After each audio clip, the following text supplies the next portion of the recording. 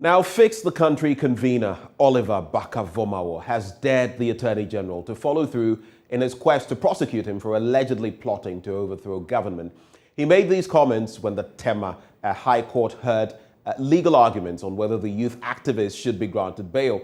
The court has set Wednesday, March 16, that is tomorrow, to deliver its ruling. Court correspondent Joseph Akablay reports. Team.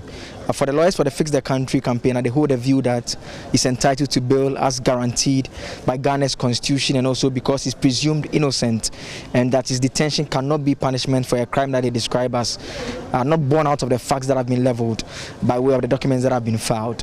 Akotampao, the leader of the legal team for Mr. Vormawor, assured the court that if he is granted bail, he will show up to stand trial anytime he is needed. He rejected place of abode as it was described. Senior State Attorney Hilda Craig described Mr. Barker-Vormawor as a lodger, someone who lives with his friends when he visits the country and therefore does not have any fixed place of abode. She said the state having access to his passport is not enough assurance that he will show up to stand trial anytime he is needed. The court presided over by Justice Daniel Mensah adjourned proceedings to Wednesday, the 16th of March, to deliver a ruling. With us, Raphael, who is a member of the group, has been speaking to us. We thank Ghanaians so much, those who are following this case, and Ghanaians who are so much concerned about what is happening right now in court.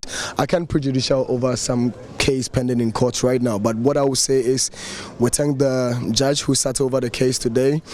Like you heard, he said he's really certain, let the rule of law work. If every single Ghanaian deserves a bail when it hits this point, at least Oliver is not different from it. He's supposed to be granted bail just like any other citizen. The country has to protect its citizens and not to scare them. Okay, so we are just hoping that the judge on Wednesday, as with whatever investigations due, to make sure that they come out with a conclusion of this case. That is all we are hoping. Will you be surprised if he's not granted bail? I wouldn't be surprised.